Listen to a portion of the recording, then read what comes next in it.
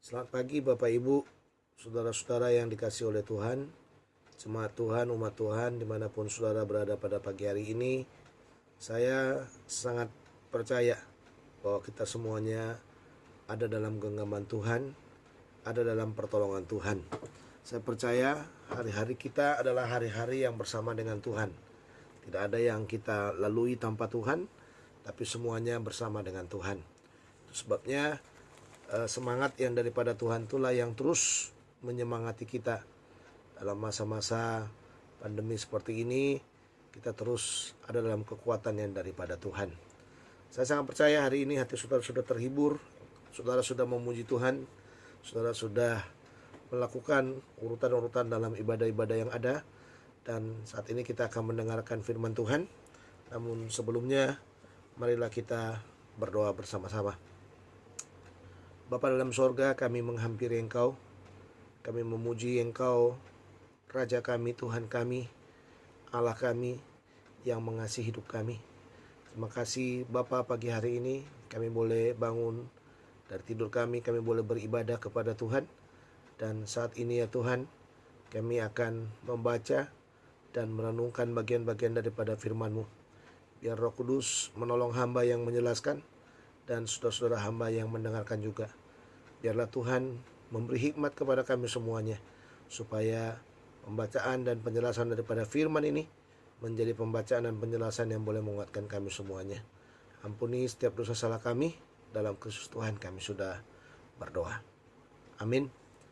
Baik, nats firman Tuhan pada pagi hari ini di Minggu Paskah yang kelima, terambil dari Yohanes 14 ayat 1 sampai dengan 14. Sekali lagi, Yohanes 14 ayat 1 sampai dengan ayat yang ke-14.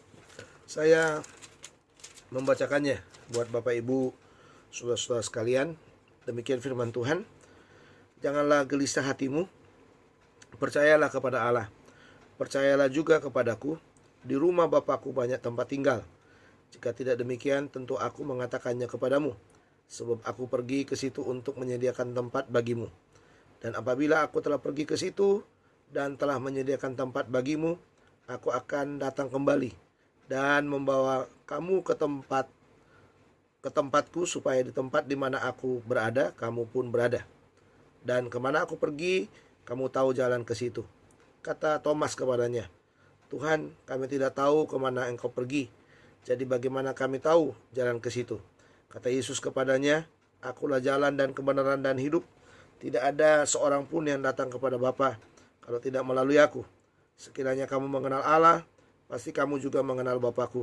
Sekarang ini kamu mengenal Dia dan kamu telah melihat Dia. Kata Filipus kepadanya, Tuhan, tunjukkanlah Bapa itu kepada kami, itu sudah cukup bagi kami. Kata Yesus kepadanya, telah sekian lama aku bersama-samamu, Filipus, namun engkau tidak mengenal aku. Barang siapa telah melihat aku, ia telah melihat Bapa. Bagaimana engkau berkata, tunjukkanlah Bapa itu kepada kami? Tidak percayakah engkau bahwa aku di dalam Bapa dan Bapa di dalam aku? Apa yang aku katakan kepadamu, tidak aku katakan dari diriku sendiri, tetapi Bapa yang diam di dalam aku, Dialah yang melakukan pekerjaannya. Percayalah kepadaku bahwa aku di dalam Bapa dan Bapa di dalam aku. Atau setidak-tidaknya percayalah, karena pekerjaan-pekerjaan itu sendiri. Aku berkata kepadamu, sesungguhnya barang siapa percaya kepadaku, ia akan melakukan juga pekerjaan-pekerjaan yang aku lakukan, bahkan pekerjaan-pekerjaan yang lebih besar daripada itu, sebab aku pergi kepada Bapa. Dan apa yang kamu minta dalam namaku, aku akan melakukannya, supaya Bapa dipermuliakan di dalam Anak. Jika kamu meminta sesuatu kepadaku dalam namaku, aku akan melakukannya. Sampai demikian pembacaan firman Tuhan. Yang berbahagia ialah mereka yang membaca, merenungkan, dan melakukan firman Tuhan dalam hidupnya. Bapak Ibu, dalam Minggu Paskah yang kelima ini, tema firman Tuhan yang akan saya sampaikan kepada Bapak Ibu adalah teguh dalam mewartakan Kristus, sang jalan kebenaran dan hidup. Sekali lagi, teguh dalam mewartakan Kristus, sang jalan kebenaran dan hidup. Kata teguh berarti itu menunjukkan kita senantiasa berkomitmen. Ya, berkomitmen. Ya, teguh itu kita tidak berubah. Jadi tidak ada prinsip-prinsip yang dirubah di dalamnya. Itu menunjukkan kata teguh. Kata teguh itu juga menunjukkan sebuah keyakinan kita bahwa dalam situasi apapun kita harus tetap menceritakan, atau yang disebut dengan di dalam bagian ini mewartakan. Kalimat yang paling singkat mungkin menyaksikan atau menceritakan tentang Yesus, ya, tentang Yesus yang disebut dalam bagian ini sang jalan, kebenaran dan hidup. Nah, dalam istilah teologi memang kita bisa melihat konsep ego eimi ditunjukkan lagi dalam bagian ini. Memang dalam Injil Yohanes itu ada 7 kata aku adalah dalam bagian itu, dan salah satunya adalah kata akulah jalan, kebenaran dan hidup. Nah, itu kata kuncinya. Aku adalah jalan, kebenaran dan hidup. Memang diborong semuanya oleh Yesus, karena waktu mengatakan jalan, kebenaran dan hidup, sebenarnya konsep yang ditekankan adalah konsep kepastian di dalamnya. Konsep yang tidak berubah. Konsep yang benar-benar hanya Yesus satu-satunya. Nah, itu sebabnya yang ditekankan dalam bagian ini adalah kata kerja statis atau kata kerja ego eimi itu. Ya, kata kerja eimi yang dipakai di sana. Ya, jadi ada kata ganti orang pertama ego diikuti oleh kata kerja statis eimi. Jadi kalau diterjemahkan sebenarnya aku adalah gitu. Ya, aku adalah gitu. Dalam arti yang mau ditekankan adalah kepada kita adalah sebenarnya posisi Yesus waktu dia katakan aku adalah jalan, kebenaran dan hidup itu tidak ada yang mengimbanginya, tidak ada jalan yang lain, tidak ada duanya, tidak ada kebenaran yang lain, ya. Kebenaran satu-satunya hanya Yesus. Tidak ada hidup yang lain. Hidup yang sesungguhnya hanya ada di dalam Yesus. Nah, makanya Yesus mengunci dalam bagian itu. Ya, dalam bagian ayat yang kelima itu, ayat 6 itu dikatakan, kata Yesus kepadanya, akulah jalan, kebenaran dan hidup. Tidak ada seorang pun yang datang kepada Bapa kalau tidak melalui aku. Di sini kepastiannya. Ya, tidak ada seorang pun yang datang kepada Bapa kalau tidak melalui aku. Atau dalam kalimat yang singkat, tidak ada seorang pun yang akan masuk ke dalam surga kalau tidak melalui jalan, kebenaran dan hidup. Dan jalan, kebenaran dan hidup itu dikatakan dalam bagian ini, dia adalah Tuhan Yesus Kristus yang datang berinkarnasi, yang datang mengambil rupa sebagai manusia, yang tinggal bersama dengan manusia, yang sudah menyerahkan hidupnya, mati di atas kayu salib, ya, dia dikuburkan dan dia bangkit kembali, menampakkan diri dalam peristiwa Paskah itu. Ya, dia menampakkan diri kepada banyak orang dengan catatan yang mau ditekankan kepada kita bahwa sesungguhnya ya, dia adalah Allah yang sejati, dia adalah Tuhan yang sejati, tidak ada yang mengimbanginya. Dan itu sebabnya waktu dia katakan aku adalah jalan, kebenaran dan hidup, tidak ada seorang pun yang datang kepadaku kalau tidak ada seorang pun yang datang kepada Bapa kalau tidak melalui aku. Tekanannya adalah bagaimana sekarang bahwa orang-orang yang bersama dengan kita sebagai jemaat yang tinggal bersama dengan Yesus, sebenarnya kita dalam pengayomannya, dalam perlindungannya, dalam kekuatan yang daripada Dia. Makanya dikatakan, akulah jalan, kebenaran dan hidup. Tidak ada seorang pun yang datang kepada Bapa kalau tidak melalui aku. Nah, jadi tekanannya dalam bagian ini, dalam konsep ego eimi atau dalam konsep aku adalah jalan, kebenaran dan hidup ini, tekanannya adalah kepastian. Berarti kalau dikatakan kita harus teguh mewartakan Kristus sang jalan, kebenaran dan hidup itu, sebenarnya kita sedang menceritakan, sedang mewartakan sebuah kepastian yang tidak bisa ditawar oleh apapun. Nah, ini luar biasanya saudara. Makanya judulnya dibilang teguh dalam mewartakan. Kenapa? Karena di dalam pewartaan kita, yang kita wartakan itu adalah kepastian. Nanti kita akan melihat kepastian dari apa yang kita wartakan. Ini dia kan, kepastian apa yang kita wartakan kepada banyak orang di balik kata aku adalah jalan, kebenaran dan hidup ini. Jadi jelas Bapak Ibu bagi kita. Jadi waktu dikatakan teguh dalam mewartakan Kristus sang jalan, kebenaran dan hidup itu, yang mau ditekankan kepada kita adalah bagaimana setiap hari kita berkomitmen, ya, berkomitmen menjelaskan, menceritakan, ya, tentang Yesus yang sudah menjadi milik kepunyaan kita itu. Nah, itulah yang kita sampaikan kepada banyak orang. Makanya perlu keteguhan hati. Keteguhan hati yang di dalamnya perlu ada keberanian, perlu ada semangat yang luar biasa, yang tiada hentinya. Dan ini saat yang paling bagus untuk bersaksi bagi banyak orang. Untuk menceritakan bahwa Kristus sang jalan, kebenaran dan hidup itu adalah sesuatu yang sangat luar biasa, yang menguasai segala-segalanya dalam hidup ini. Dalam kondisi pandemi seperti inilah kesempatan-kesempatan bagi kita untuk tetap teguh mewartakan Kristus sang jalan kebenaran dan hidup itu. Nah, Bapak Ibu Saudara yang kasihan Tuhan, dikatakan tadi teguh dalam mewartakan Kristus sang jalan kebenaran dan hidup itu. Ya, tadi saya katakan di dalamnya, ya, mengapa kita harus teguh dalam mewartakan Kristus sang jalan kebenaran dan hidup itu. Ya, ada 3 hal yang bisa kita lihat di dalam bagian ini. Mengapa kita teguh dalam mewartakan Kristus sang jalan kebenaran dan hidup? Yang pertama adalah karena di dalam Dia ada kepastian tempat bagi kita.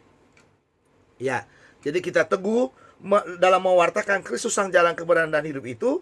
Mengapa kita harus teguh dalam mewartakannya?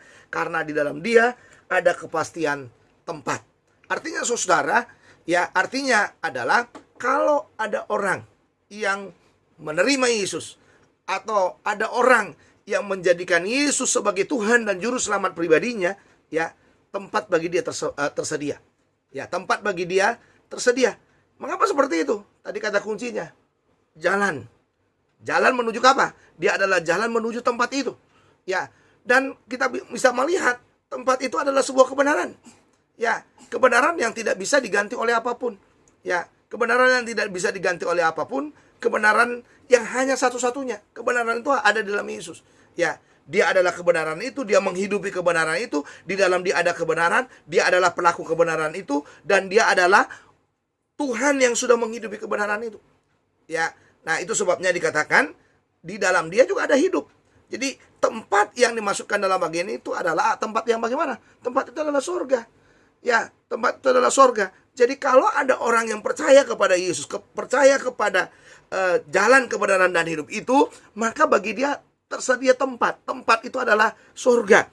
Makanya dikatakan dalam ayat 1 sampai dengan ayat yang ke-5 itu dikatakan begini, janganlah gelisah hatimu. Ya, janganlah gelisah hatimu. Lihat di dalam bagian ini. Di dalam bagian itu. Kenapa saudara? Karena Yesus mau menguatkan, meyakinkan mereka. Ya, meyakinkan mereka gak perlu gelisah. Gak perlu gelisah tentang apa? Tentang masa depan. Tidak perlu gelisah tentang kehidupan. Ya, tentang kehidupan sekarang dan juga kehidupan yang akan datang. Tidak perlu gelisah tentang kepastian tempat yang akan kita dapatkan di sorga nanti.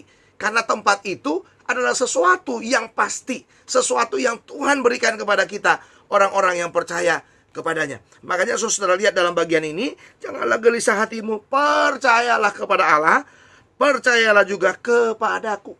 Ini kata kuncinya dalam bagian ini. Untuk mendapatkan kepastian tempat itu, kita perlu percaya.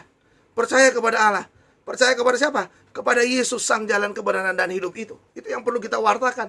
Ya, itu yang perlu kita ceritakan. Di dalam Yesus ada tempat. Di dalam Yesus ada kepastian tempat itu. Nah, itu sebabnya dalam ayat 2 dikatakan, di rumah Bapakku banyaklah tempat tinggal. Nah, ini luar biasa saudara. Ya, sekalipun kadang-kadang orang nyeleneh, kalau menurut saya selalu dikatakan, wah, di sorga ada coupling kita. Di sorga ada tempat yang luar biasa yang Tuhan berikan kepada kita. Kelihatannya nyeleneh, tapi memang itu adalah hal-hal yang praktis yang bisa kita lihat dari keyakinan seseorang yang meyakinkan hidupnya. Kalau dia bersama dengan Yesus, dia mendapatkan tempat yang pasti, tempat yang luar biasa yang Tuhan siapkan baginya. Makanya Tuhan katakan di dalam bagian ini, di rumah Bapakku banyaklah tempat tinggal. Ya, di rumah Bapakku banyaklah tempat tinggal. Kalau di dunia ini saudara tidak mendapatkan tempat tinggal yang permanen, di dalam dunia ini kita tidak punya tempat tinggal yang permanen saudara. Ya, jadi semegah apapun rumahmu, sehebat apapun rumahmu, berlantai berapapun rumahmu, itu sifatnya tidak permanen. Sifatnya sementara. Ya, karena rumah kita yang abadi itu, tempat tinggal kita yang abadi itu ada di rumah Bapa. Ya, dan kita kelak juga akan bersama dengan Bapa. Kita akan tinggal bersama dengan Bapa. Jadi di rumah dalam dunia ini rumah yang sementara saja. Ya, rumah yang sementara saja. Dalam arti rumah kita yang megah yang kita bangun yang luar biasa itu adalah sesuatu yang sifatnya sementara. Anda ngontrak pun dengan orang yang punya rumah yang permanen dalam dunia ini sama posisinya. Kenapa saya katakan sama posisinya? Karena rumah dalam dunia ini bukanlah rumah yang abadi, bukanlah rumah yang sifatnya permanen. Sementara saja kita menumpang dalam dunia ini, kita tinggal dalam dunia ini. Kalaupun ada rumah kita dalam dunia ini, itu hanyalah kasih karunia-Nya Tuhan yang diberikan oleh Tuhan kepada kita, supaya kita bisa berlindung di dalamnya, supaya kita bisa bersama-sama dengan Tuhan. Untuk apa? Untuk menantikan kepastian dari rumah yang abadi yang Tuhan siapkan bagi kita. Nah, makanya dikatakan di dalam bagian ini, di dalam ayat yang kedua, jika tidak demikian, tentu aku mengatakannya kepadamu, sebab aku pergi ke situ dan menyediakan tempat bagimu. Dan apabila aku telah pergi ke situ dan telah menyediakan tempat bagimu, aku akan datang kembali dan membawa kamu ke tempatku, supaya di tempat di mana aku berada, kamu pun berada. Itu kata kuncinya. Jadi yang mau ditekankan apa? Kesatuan. Jadi Tuhan itu mau bersatu dengan kita. Tuhan itu mau bersama dengan kita. Jadi Tuhan itu tidak hanya istilahnya begini, Dia memperkenalkan dirinya kepada kita. Kita tahu Dia adalah sang jalan kebenaran dan hidup itu, ya. Tetapi saudara, ternyata ditekankan kepada kita bahwa Tuhan itu juga berkata, di mana aku berada, engkau pun akan berada bersama-sama dengan aku. Makanya saudara, Yesus harus mati. Ya, Yesus harus mati, Yesus harus dikuburkan, Yesus harus bangkit, Yesus harus naik ke surga. Kenapa? Karena dikatakan di sana, di dalam bagian itu, Dia menyediakan tempat bagi kita. Ya, Dia menyediakan tempat bagi kita, supaya di tempat di mana Dia berada, kita juga berada. Kita juga bersama-sama dengan Dia. Kita tinggal bersama-sama dengan Dia, dan kita menikmati keabadian bersama-sama dengan Dia, menikmati kekekalan yang luar biasa, dan menikmati yang dikatakan hidup hidup kekal itu bersama-sama dengan Dia. Hidup di dunia ini sementara. Ya, hidup di dalam dunia ini sementara, tapi hidup bersama dengan Yesus kelak adalah hidup keabadian yang bersama-sama, di mana kita bisa menikmatinya, ya, menikmati yang luar biasa. Nah, makanya saudara, ya, dalam bagian itu waktu Tuhan katakan, kamu tahu jalan ke situ. Thomas bilang apa? Oh ya, gimana kami tahu jalan ke situ? Itulah sebabnya Yesus berkata dalam, coba kita lihat ayat yang kelima. Kata Thomas kepadanya, Tuhan, kami tidak tahu kemana yang kau pergi, jadi bagaimana kami tahu jalan ke situ? Lalu Yesus jelaskan dengan tema kita hari ini, ya, kata Yesus kepadanya, akulah jalan, kebenaran, dan hidup. Tidak ada seorang pun yang datang kepada Bapa kalau tidak melihat aku, kalau tidak melalui aku. Ya, jadi tidak ada seorang pun datang kepada Bapa, datang kepada Allah, kalau tidak melalui Yesus. Jadi Yesus jalan satu-satunya. Ya, Yesus jalan satu-satunya. Makanya dikatakan kita harus teguh mewartakannya. Karena apa? Ada kepastian keselamatan, ada kepastian tempat tinggal bagi kita. Kepastian tempat tinggal yang sifatnya abadi. Wah, ini saudara.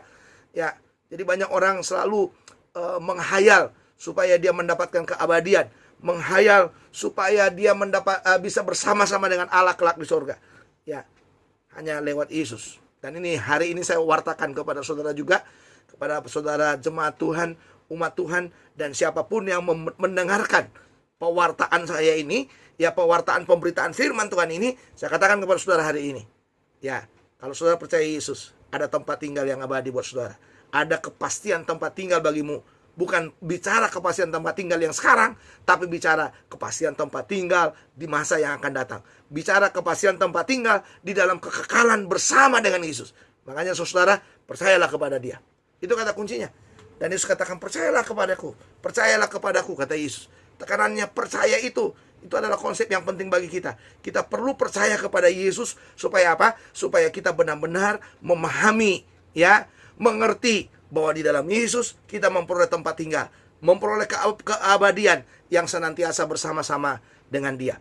Yang kedua, saudara, ya, mengapa kita harus teguh dalam mewartakan Kristus sang jalan kebenaran dan hidup itu? Yang pertama tadi, karena dalam Dia ada kepastian tempat. Yang kedua adalah karena dalam Dia ada kepastian pengenalan akan Allah. Sekali lagi, karena dalam Dia ada kepastian pengenalan akan Allah. Artinya begini saudara, ada banyak orang yang samar, ya, untuk mengenal Allah, untuk untuk bicara siapa Allah itu sesungguhnya. Ada banyak orang tidak memahami Allah yang benar, tidak tahu Allah yang benar. Sehingga kadang-kadang dalam mewujudkan Allah dalam hidupnya, banyak orang yang masih membuat apa? Penyembahan-penyembahan yang tidak mengarah kepada penyembahan yang sesungguhnya.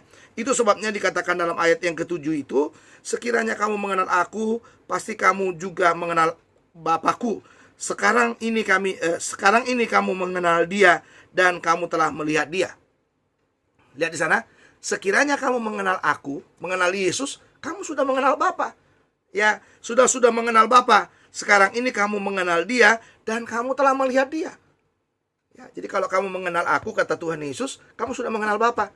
Dan kalau dikatakan lagi dalam bagian ini, kalau kamu sekarang ini kamu mengenal Dia dan kamu telah melihat Dia. Jadi kalau kamu mengenal aku, kamu sudah mengenal Bapa. Kalau kamu mengenal Dia, ya, kalau kamu mengenal Dia dan kamu telah melihat Dia. Nah, ini membingungkan. Makanya muncullah pernyataan dari Filipus dalam bagian itu, dalam ayat 8. Kata Filipus kepadanya, Tuhan, tunjukkanlah Bapa itu kepada kami, itu sudah cukup bagi kami. Nah, ini dia saudara. Ya, jadi karena apa? Karena Tuhan katakan tadi, barang siapa, ya, dalam ayat yang sekali lagi, dalam ayat 7 itu, sekiranya kamu mengenal aku patronnya. Aku mengenal jalan kebenaran dan hidup tadi itu, mengenal aku, dikatakan di dalam bagian itu, sekarang pasti kamu juga mengenal Bapakku. Jadi kalau kamu mengenal aku, dalam arti kalau kita mengenal Yesus, kita pasti juga mengenal Bapa. Itu konsep kepastiannya dalam bagian itu. Ya, itu konsep kepastiannya dalam bagian itu. Nah, makanya dikatakan dalam bagian itu juga, sekarang ini kamu mengenal Dia. Dia di situ mengenal Dia dan kamu telah melihat Dia. Sekarang ini kamu sudah mengenal Bapa dan kamu itu sudah melihat Bapa. Tapi Filipus bertanya, Filipus bertanya dalam bagian ini, tunjukkanlah Bapa itu kepada kami, itu sudah cukup bagi kami. Makanya dengan konsep yang sangat teologis, yang sangat praktis sekali dalamnya, ya, di dalam bagian ini kita bisa melihat bagaimana Tuhan Yesus menguraikan konsep kepastian pengenalan akan Allah itu di dalam bagian ini. Mari kita lihat saudara dalam ayat yang ke-9. Kata Yesus kepadanya, telah sekian lama aku bersama-sama kamu Filipus, namun engkau tidak mengenal aku. Nah, ini saudara, ini berbahaya sekali. Karena apa? Karena mungkin murid-murid Filipus ini ikut Tuhan, berjalan bersama dengan Tuhan. Dia hanya memahami Tuhan Yesus itu sebagai manusia biasa saja. Dia tidak memahami bahwa di dalam pribadi Yesus itu, ya, dia adalah pribadi yang berinkarnasi sebagai manusia. Dia adalah Allah yang berinkarnasi sebagai manusia. Dia adalah Allah yang mengambil, yang sudah menjadi daging, tinggal bersama-sama dengan dia. Nah, makanya sampai dia katakan, tunjukkanlah Bapa itu kepada kami, itu sudah cukup.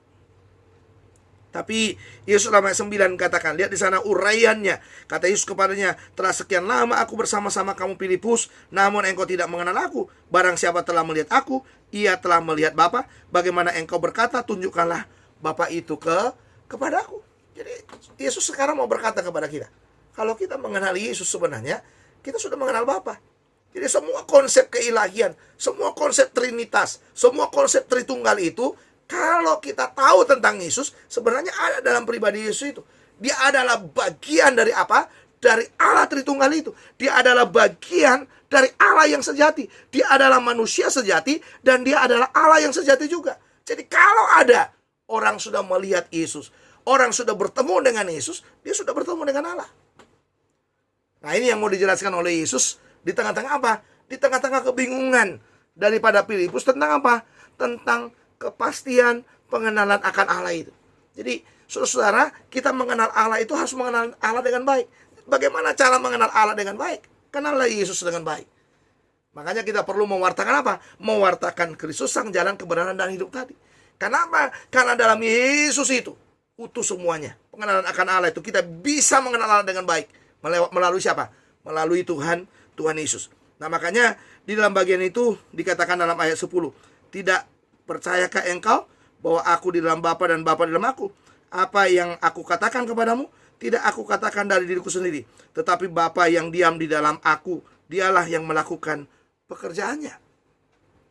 Ya, lalu ayat 11, percayalah kepadaku bahwa aku di dalam Bapa dan Bapa di dalam aku. Atau setidak-tidaknya percayalah karena pekerjaan-pekerjaan itu sendiri. Jadi kembali lagi, tempat tadi Tuhan katakan percayalah. Sekarang pengenalan akan Allah, percayalah kepada Yesus. Percayalah kepada Yesus. Nah, makanya perlu diwartakan, saudara. Luar biasa ya, luar biasa sekali. Karena dikatakan, kalau kita mau tempat yang abadi, surga itu percaya kepada Yesus. Dan sekarang dikatakan, kalau kita mau mengenal Bapa, mengenal Allah dengan baik, percayalah kepada Yesus.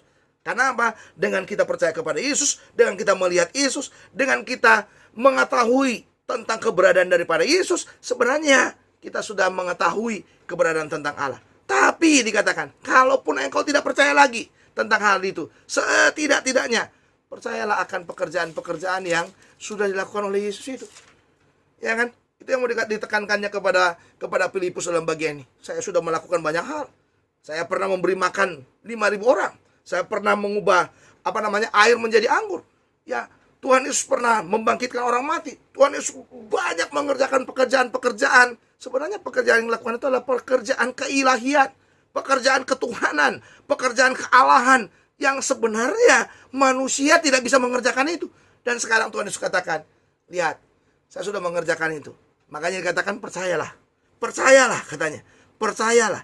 Setidak-tidaknya kamu bisa melihat pekerjaan itu. Kalau engkau tidak percaya kepadaku juga, setidak-tidaknya melalui pekerjaan yang Yesus sudah lakukan itu, engkau bisa percaya kepada Allah. Itu yang Tuhan mau tekankan kepada Filipus, dan itu yang Tuhan mau tekankan kepada kita hari ini. Ya, konsep kepastian pengenalan kita akan Allah itu hanya ada di dalam Kristus sang jalan kebenaran dan hidup itu. Ya, pengenalan akan Allah.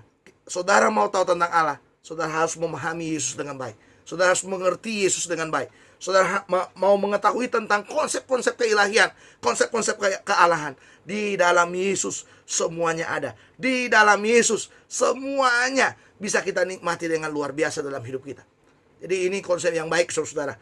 Jadi mari kita belajar kalau di dalam Yesus itu ada kepastian, ya, kepastian pengenalan kita akan Allah. Berarti kita tidak perlu ragukan Yesus. Tidak perlu kita takutkan tentang kepastian-kepastian yang lain. Kita tidak perlu mencari Allah yang tidak pasti dalam hidup ini. Carilah Allah yang pasti. Allah yang pasti. Ya, carilah Allah yang pasti, yang benar-benar bisa kita kenali dengan baik. Dan pengenalan itu ada dalam Yesus. Melalui Yesus kita bisa mengenal Bapa. Melalui Yesus kita bisa mengenal pekerjaan-pekerjaan keilahian. Dan di dalam Yesus semuanya itu terwujud dengan baik. Apa yang kurang? Tidak ada yang kurang. Anda berada di dalam posisi yang benar. Kalau engkau percaya kepada Yesus, engkau tidak perlu ragu lagi, ya, tentang pengenalan akan Allah. Engkau tidak perlu mencari lagi Allah itu bagaimana bentuknya, bagaimana rupanya, bagaimana wajahnya, dan lain sebagainya. Di dalam Yesus semuanya diwujudkan. Makanya bersyukur, beruntung saudara-saudara, kita sebagai orang-orang percaya yang meyakini bahwa Allah pernah berinkarnasi, mengambil tubuh daging, mengambil tubuh manusia, tinggal bersama dengan manusia, merasakan segala sesuatu yang dirasakan oleh manusia di dalam kehidupannya. Intinya sebenarnya adalah sederhana bagi kita, intinya supaya melalui sang jalan kebenaran dan hidup itu kita, ya, beroleh kepastian pengenalan akan Allah. Ya, banyak para filosof, ya, filosof, ya, ahli-ahli filsafat itu, saudara, konsep yang mereka cari adalah kebenaran. Konsep yang mereka cari adalah keilahian. Konsep yang mereka cari bagaimana Allah yang sesungguhnya itu, bagaimana bisa bersekutu dengan Allah. Tapi saudara, semuanya di titik yang saya katakan, di titik ketidakpastian. Tapi di dalam Yesus, di dalam pengenalan akan Yesus, kita beroleh kepastian. Jadi tidak ada konsep yang harus saudara buat, tidak ada teori yang harus saudara buat untuk menteorikan Allah itu bagaimana. Bagaimana rupanya, bagaimana keberadaannya. Tidak ada teori yang bisa kita buat untuk itu. Karena apa? Karena semua konsep keilahian, konsep kealahan itu ada di dalam pribadi daripada Tuhan Yesus. Jadi saya rasa bagian ini yang menjadi pewartaan kita. Inilah yang harus kita wartakan. Bahwa dikatakan dalam bagian itu, ya, kita di dalam Yesus, ya, sang jalan kebenaran dan hidup itu, kita memperoleh kepastian pengenalan akan Allah. Bapak Ibu saudara, ya, mengapa kita harus teguh dalam mewartakan Kristus sang jalan kebenaran dan hidup itu? Ya, yang pertama tadi karena di dalam Dia ada kepastian tempat. Yang kedua, karena di dalam Dia ada kepastian pengenalan akan Allah. Dan yang ketiga adalah yang terakhir, ini bagian yang terakhir, karena dalam Dia dikatakan, ya, ada kepastian mengerjakan pekerjaan Allah. Sekali lagi, karena dalam Dia ada kepastian dalam mengerjakan pekerjaan Allah. Ini hal yang praktis dari dua konsep teologis yang dijelaskan kepada kita. Konsep teologis yang pertama masalah tempat tinggal, ya, masalah surga, masalah keabadian, dan konsep yang kedua adalah masalah pengenalan akan Allah. Ya, itu konsep teologisnya. Tapi praktisnya, ya praktisnya dikatakan di dalam ayat yang ke-12 sampai dengan ayat yang ke-14 itu. Ya, coba kita lihat dalam bagian itu. Aku berkata kepadamu, sesungguhnya barang siapa percaya kepadaku, ia akan melakukan juga pekerjaan-pekerjaan yang aku lakukan, bahkan pekerjaan-pekerjaan yang lebih besar daripada itu, sebab aku pergi kepada Bapa. Sebab aku pergi kepada Bapa. Jadi Yesus pergi kepada Bapa. Yesus pergi menyediakan tempat bagi kita. Dan sekarang yang ditinggalkan kepada kita secara praktis bagi kita adalah mengerjakan pekerjaan-pekerjaan yang telah dilakukan oleh Yesus itu. Jadi pekerjaan-pekerjaan yang pernah dilakukan oleh Yesus, pekerjaan apapun, lihat dalam Injil, semua pekerjaan yang dilakukan oleh Yesus itu dikatakan kamu mampu. Makanya dikatakan, aku berkata kepadamu, sesungguhnya barang siapa percaya kepadaku. Jadi kalau kita percaya kepada Yesus, lihat di sini. Konsep teologisnya tekanannya adalah percaya, konsep praktisnya juga tekanannya adalah percaya. Makanya dikatakan di sana, aku berkata kepadamu, sesungguhnya barang siapa percaya kepadaku, percaya kepada Yesus, ia akan melakukan juga pekerjaan-pekerjaan yang aku lakukan. Ya, mengerjakan pekerjaan-pekerjaan yang Yesus lakukan. Ya, banyak saudara pekerjaan yang Yesus sudah lakukan. Intinya adalah semua pekerjaan itu dia lakukan dalam kasih. Semua pekerjaan itu adalah dorongan keilahian. Ya, dorongan keilahian yang ada dalam dirinya. Untuk apa? Untuk merangkul manusia yang berdosa itu. Dan hal yang sama juga, kita adalah orang yang percaya kepada Yesus. Yesus tinggal dalam hatimu. Di dalam dirimu ada dorongan keilahian. Dorongan keilahian, dorongan ketuhanan, dorongan kealahan. Untuk melakukan apa? Untuk melakukan belas kasihan. Jadi, waktu saudara mengerjakan pekerjaan-pekerjaan Allah itu, saudara tidak sekedar mengerjakan masalah sosial di dalamnya. Ya, kita tidak mengerjakan konsep-konsep sosial yang modelnya hanya sifatnya sementara. Tidak itu tekanannya. Tapi yang kita kerjakan adalah konsep-konsep keilahian. Waktu kita mengerjakan pekerjaan-pekerjaan Allah, pekerjaan-pekerjaan Kristus itu, yang kita kerjakan adalah pekerjaan-pekerjaan keilahian. Ingat baik-baik, apapun yang kau kerjakan dalam dunia ini, apapun yang kau lakukan dalam dunia ini, semuanya konsepnya mengarah kepada konsep ketuhanan di dalamnya. Kenapa? Karena sang jalan kebenaran dan hidup itu ada dalam hatimu. Karena sang jalan kebenaran dan hidup itu sedang engkau wartakan. Jadi kalau engkau mewartakannya, engkau menceritakannya, hal yang sama juga. Di dalamnya ada konsep ketuhanan yang sedang engkau bagi kepada dunia ini, dan dunia ini perlu mendengarkannya. Jadi ini catatan yang perlu kita ingat dalam bagian ini. Makanya dikatakan Tuhan Yesus nantangin lagi. Ya, kamu akan mengerjakan pekerjaan-pekerjaan yang aku lakukan, bahkan pekerjaan yang lebih besar daripada itu. Karena Tuhan bilang, aku sudah pergi kepada Bapa. Aku sudah tidak ada dalam dunia ini lagi. Aku sudah tidak ada dalam tubuh daging lagi. Kamu tidak bisa melihat aku lagi secara kasat mata. Ya, tetapi sekarang dikatakan, kamu yang akan mengerjakannya. Kamu yang akan melakukan pekerjaan-pekerjaan yang aku pernah lakukan itu. Bahkan pekerjaan yang lebih besar juga daripada itu. Engkau sanggup mengerjakannya. Tantangan yang luar biasa bagi kita orang percaya. Kadang-kadang kita lelah mengerjakan pekerjaan-pekerjaan Tuhan. Kadang-kadang kita capek ya mengerjakan segala pelayanan demi pelayanan yang diberikan oleh Tuhan kepada kita. Kadang-kadang kita tidak bersemangat melakukannya. Kadang-kadang kita pas-pasan dalam melakukannya. Kadang-kadang kita tidak mau mengembangkan diri. Ya, sehingga pelayanan kita ya cuma jalan di tempat saja. Ya, kita tidak lagi mengerjakan pekerjaan-pekerjaan yang luar biasa lagi. Ya, kenapa? Karena kadang-kadang kita sudah menjadi rutinitas, sudah menjadi kebiasaan. Tidak ada semangat yang luar biasa lagi di dalamnya. Tapi hari ini Tuhan menantang kita. Tuhan benar-benar berkata kepada kita hari ini, bahwa kalau engkau mengerjakan pekerjaan-pekerjaan yang aku lakukan itu, katanya, sebenarnya kita sedang mengerjakan pekerjaan-pekerjaan Tuhan yang lebih besar, jauh lebih besar daripada pekerjaan yang pernah dilakukan oleh Yesus dalam dunia ini. Tantangan keilahian yang sangat luar biasa. Ya, sehingga saya sangat percaya sekali bahwa orang-orang yang percaya kepada Yesus itu dia adalah manusia-manusia Allah, manusia-manusia Tuhan yang sedang berjuang di tengah-tengah dunia ini, mewartakan Kristus sang jalan kebenaran dan hidup itu. Nah, itu sebabnya saudara, mari kita semangat terus. Jangan patah semangat. Ya, jangan patah semangat untuk mewartakannya. Banyak cara yang bisa kita buat untuk mewartakannya. Mungkin kita nggak bisa keluar. Mungkin kita tidak bisa bertatap muka dengan orang-orang itu karena pandemi yang ada ini. Tapi ada berbagai teknologi yang saudara miliki. Ada WhatsApp, ada Facebook, ada Instagram, ada hal-hal yang lain yang semuanya medsos bisa kita pakai untuk mewartakan sang Kristus Sang Juru Selamat, Kristus Sang Juru Selamat, yang di dalamnya ada dikatakan tadi kepastian kepastian mengerjakan pekerjaan Allah itu. Nah, itu sebabnya saudara, kita ditantang di dalam bagian yang ayat 13 itu.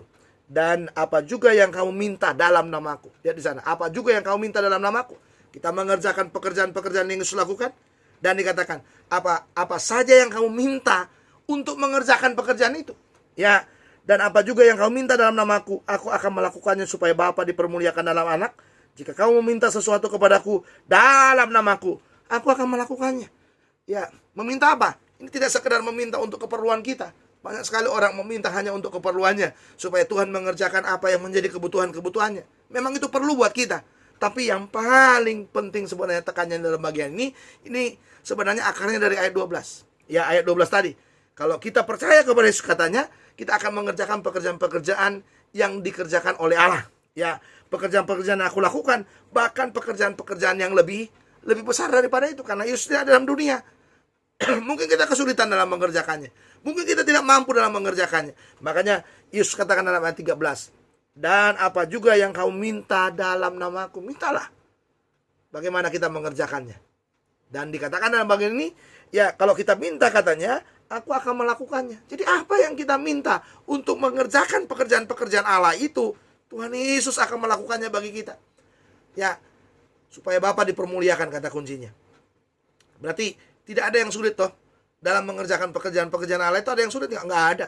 Karena apa? Karena Yesus bersama-sama dengan kita. Yesus ada dalam hati kita. Jadi setiap kita mengerjakannya, Yesus juga ada di situ.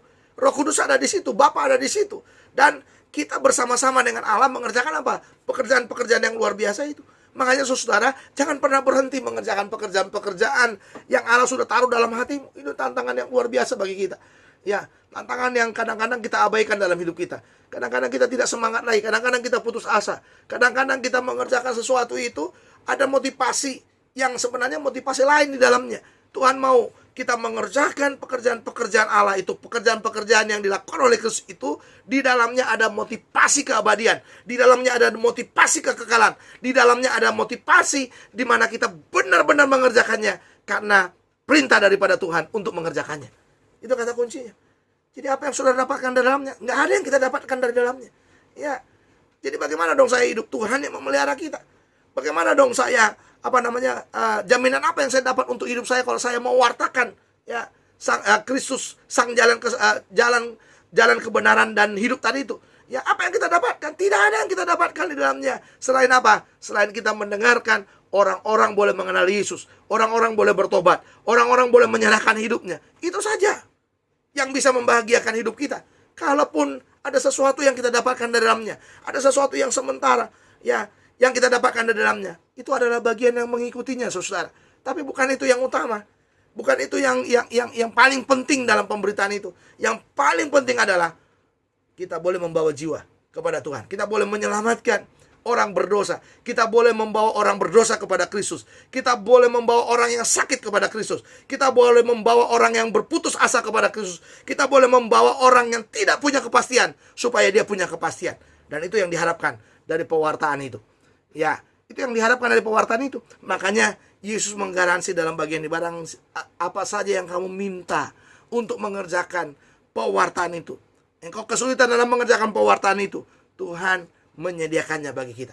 Bapak Ibu saudara yang kasih oleh Tuhan, mari lebih bersemangat lagi dalam mewartakan ya Kristus sang jalan kebenaran dan hidup itu. Jangan putus asa dalam mengerjakannya, karena tadi katakan di dalam dia ada kepastiannya.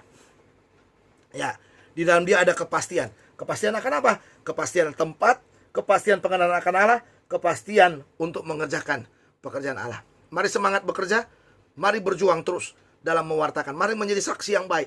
Mari menjadi saksi yang menceritakan Yesus kemanapun engkau berada, dimanapun engkau berada. Mari buka mulut kita, mari buka hati kita, buka mata kita. Kita lihat orang-orang yang memerlukan sang juru selamat itu, orang-orang berdosa yang perlu bertobat, orang-orang yang sakit yang perlu disembuhkan, orang-orang yang memerlukan uluran tangan daripada Tuhan. Dan sekarang saudara menjadi perpanjangan tangan Tuhan di tengah-tengah dunia ini. Semangat untuk mengerjakannya. Dan mari kita ya secara luar biasa terus menerus kita memberi yang terbaik untuk hormat dan kemuliaan bagi namanya. Mengapa kita teguh dalam mewartakan Kristus Sang Juru Selamat? Ya, Kristus Sang Jalan Kebenaran dan Hidup itu tadi, yang karena di dalam Dia ada kepastian tempat. Yang kedua, karena di dalam Dia ada kepastian pengenalan akan Allah. Dan yang ketiga, yang terakhir adalah karena dalam Dia ada kepastian mengerjakan pekerjaan Allah. Mari kita berdoa.